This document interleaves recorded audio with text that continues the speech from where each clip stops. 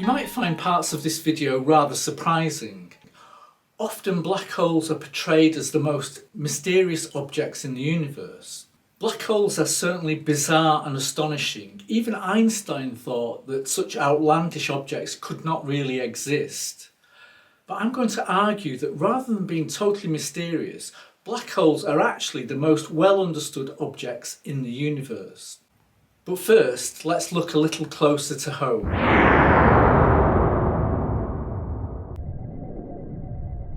The planets of the solar system, Mercury, Venus, Earth, Mars, Jupiter, Saturn, Uranus and Neptune, are all very different.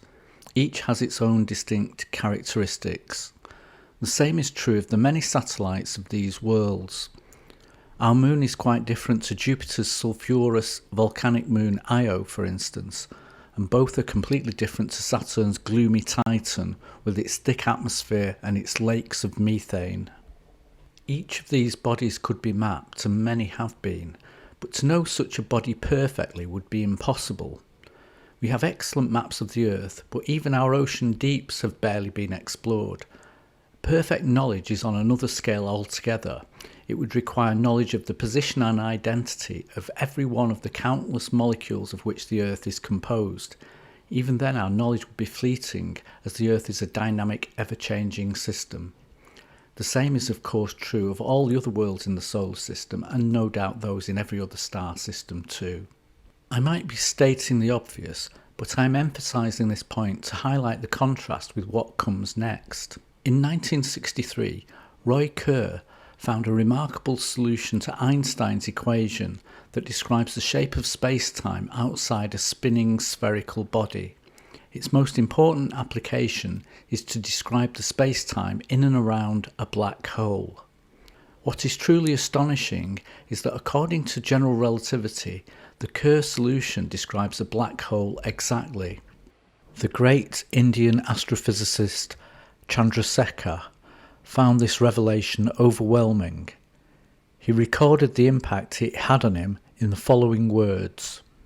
In my entire scientific life, extending over 45 years, the most shattering experience has been the realisation that an exact solution of Einstein's equation of general relativity, discovered by the New Zealand mathematician Roy Kerr, provides the absolute exact representation of untold numbers of massive black holes that populate the universe.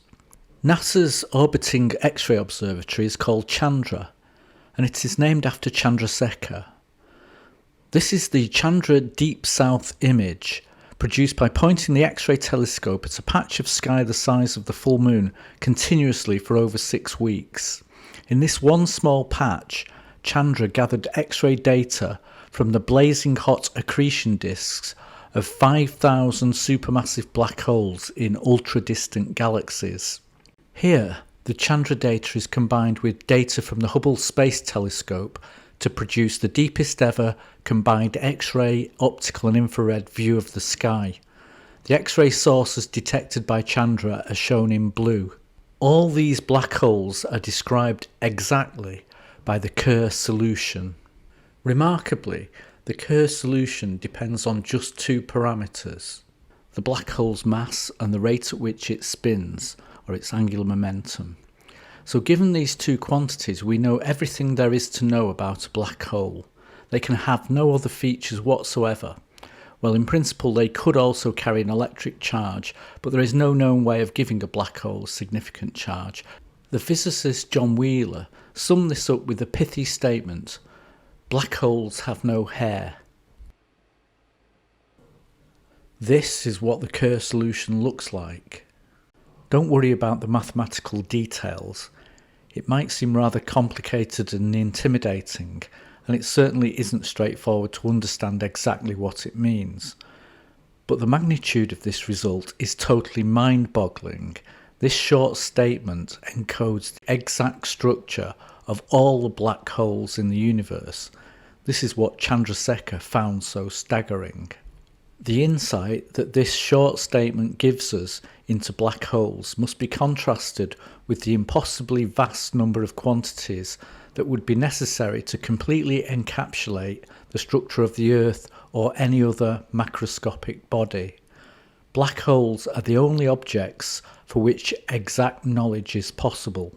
Furthermore, the structure of a black hole does not evolve. It only changes due to outside influences, such as when material falls into the black hole, increasing its mass and altering the rate at which it spins. So the Kerr solution describes a black hole for all time. This means that a black hole shows no scars of its earlier history. We cannot tell by looking at a black hole whether it formed from a collapsing star, from the collision of two neutron stars, or by other esoteric processes such as the implosion of a giant bag of marshmallows perhaps. Its entire prior history has been erased. You might be sceptical, objecting that the Kerr solution is a mathematical result that does not necessarily describe the real world. And until recently you would have had a point. Plenty of simple mathematical results are used to model physical phenomena without representing them exactly. So how do we know that black holes really are described by the Kerr solution? In 2015, the LIGO gravitational wave observatories in the United States detected the first gravitational wave signals.